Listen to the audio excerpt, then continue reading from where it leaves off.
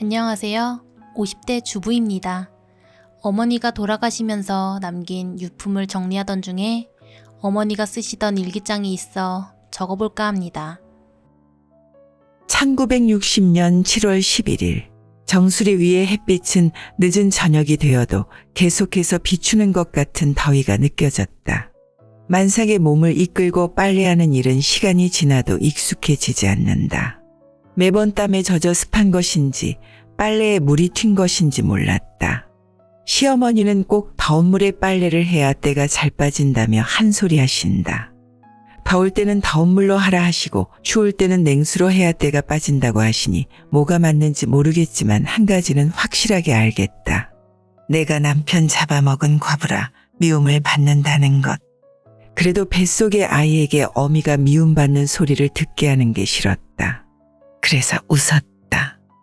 저 말은 어미를 이뻐해서 그런 것이라 웃는 것이니 속상해하지 말라며 아이가 듣게끔 웃으며 알겠다고 답했다.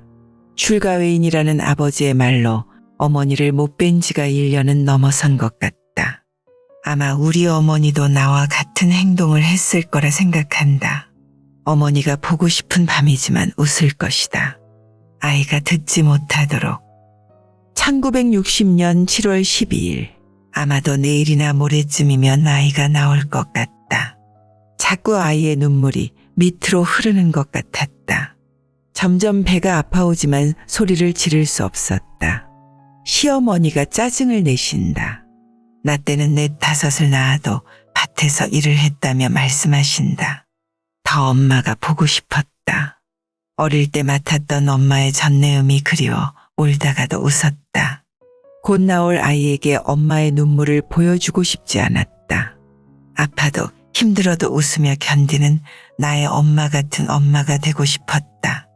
조만간 나올 아이를 위해 더 강해져야겠다고 생각하는 밤이다. 1960년 7월 13일 움직이기도 힘들고 점점 물과 피가 새어나왔다. 시어머니는 산파를 불렀고 다리 밑에 이불보를 깔았다. 너무 아팠지만 소리를 지르면 시끄럽다며 다그치시는 시어머니 말씀에 속으로 울었다. 그렇게 아이가 나왔고 딸이라는 말에 어머님은 나가셨다.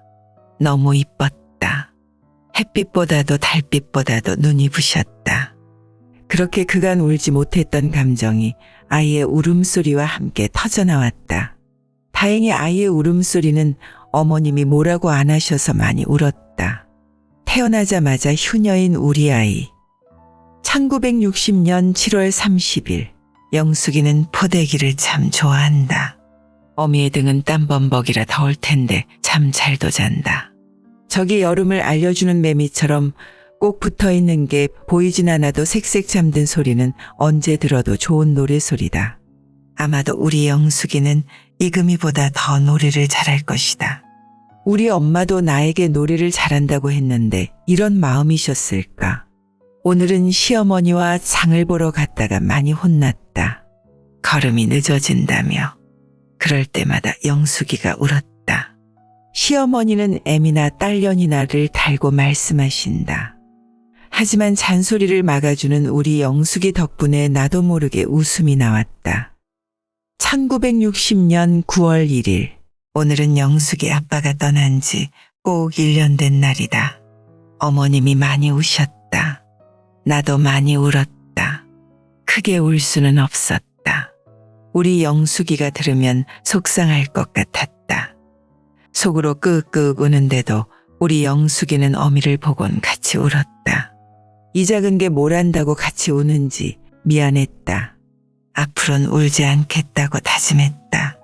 오늘만 울고 울지 말아야지 다짐하는 밤이다. 1960년 11월 23일 내일은 내가 세상에 빛을 본 지 꼭 19년 된 날이다. 어머님에게 말씀드렸다.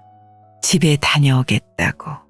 1년 넘게 못 가본 집이기에 용기 내어 꺼내본 말이다. 어머님이 웬일로 다녀오라고 하셨다. 기분이 너무 좋아 방에서 영숙이를 안고 춤을 추었다. 그런 어미의 마음을 아는지 방긋방긋 웃어주었다. 영숙이도 할 할머니 할아버지 찾아뵙는 일이 좋은가 보다. 1960년 11월 24일 아침 일찍 일어나 밥상을 차리고 다녀오겠다고 인사드렸다. 뭐 그리 급하냐며 과부가 돌아다니면 보기 안 좋다며 해지기 전에 들어와 저녁을 차리라고 하신다. 불이 나게 준비하고 다급히 집을 나섰다. 우리 영숙이가 세상에 나올 때만 해도 땀이 줄줄 났는데 이제는 온몸이 차다. 그래도 우리 엄마가 만들어줄 팥죽을 생각하며 지금의 차가운 공기를 즐기고 있다. 집에 들어서니 같은 일상이었다. 엄마를 보자마자 눈물이 나왔다. 그러면 엄마가 속상해할 텐데 눈물을 참을 수 없었다. 엄마도 울었다. 왠지 모르게 영숙이만 웃었다. 엄마는 기뻐하셨다. 아기가 아기를 낳았다며 좋아하셨고 팥죽도 만들어 주었다. 오랜만에 아버지의 담배 냄새도 좋았다. 우리 집의 냄새가 좋았다. 특히 엄마의 냄새가 너무 좋아서 계속 눈물이 났다. 엄마의 젖가슴에 안겨 자고 싶었다. 하지만 어머님이 저녁까지 돌아오라는 말에 다시 나왔다. 이런저런 반찬들을 들고 영숙이를 등에 지고 집으로 오니 11월의 찬바람은 오히려 시원하기까지 했다. 1961년 1월 1일 새해다. 영숙이가 2살이 되었다. 나의 2살은 어땠을까? 영숙이처럼 가만히 누워서 엄마를 바라보고 웃고 있었을까? 해질녘마다 막걸리를 찾던 남편이 그리워졌다. 그렇게 막걸리에 담배를 태우던 남편이 있었으면 뭐라고 했을까? 1961년 1월 5일 영숙이가 계속 울었다. 새벽부터 계속 울었다.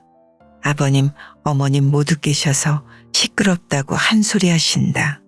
왜 우는지 어디가 불편한지 몰랐다. 할 수 있는 일이 없어 같이 울었다. 어머님에게 어떻게 해야 하냐고 물었다. 돈을 쥐어주시며 시끄럽다고 병원 가라고 하신다.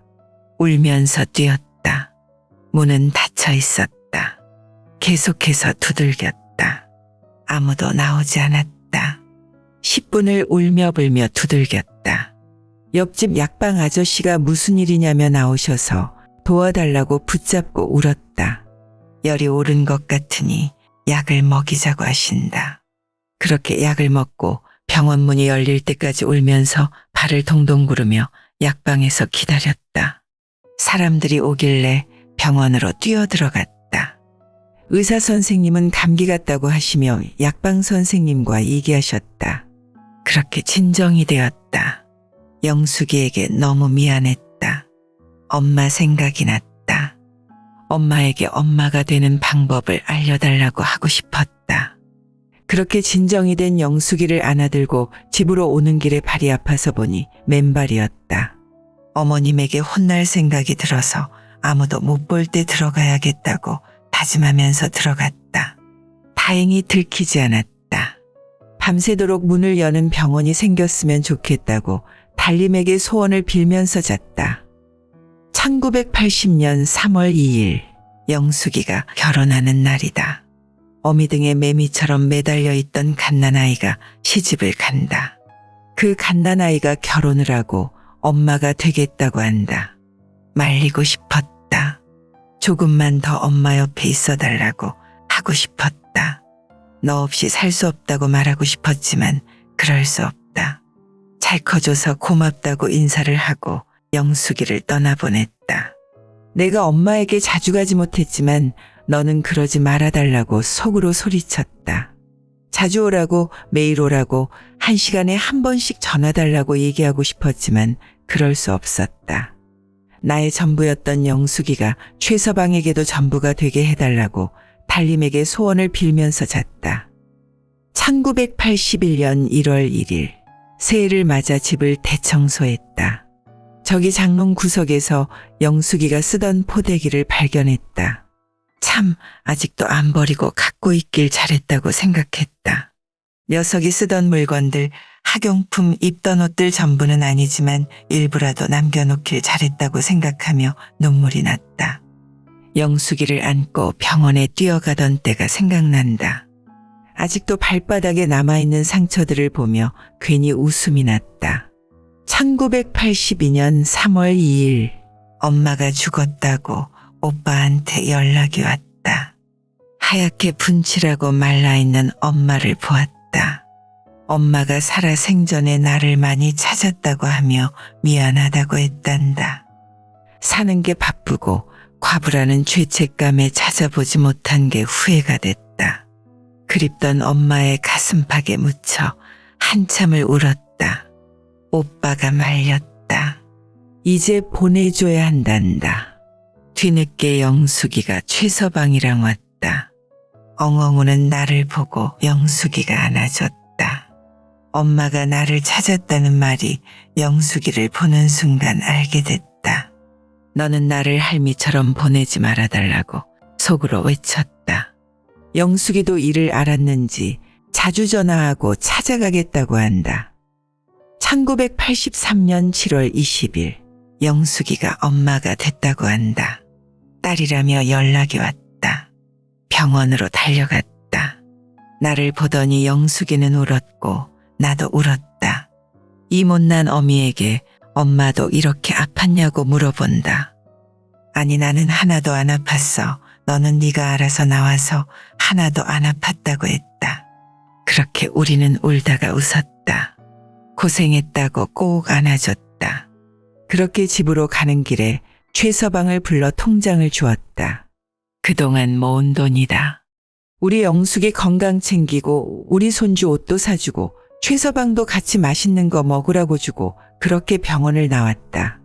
집으로 돌아와 누웠다. 이 더운 날 얼마나 고생을 했을지 영숙이가 태어나던 날이 생각나 괜히 더 눈물이 났다. 우리 딸만큼은 손녀만큼은 나처럼 살지 않게 해달라고 다시 한번 달림에게 기도를 했다. 1990년 7월 10일 하루에도 몇 번씩 배가 아프기 시작했다. 피똥이 나오고 구역질이 나왔다. 힘이 빠지고 살도 빠지고 하루하루 힘들다. 시장 사람들은 나보고 살 빠진 게 부럽다고 한다. 하지만 아프다. 너무 아프다. 영숙이에게 말해야 하나 하루에도 몇 번씩 고민하지만 괜한 걱정을 주고 싶지 않다. 엄마가 생각났다.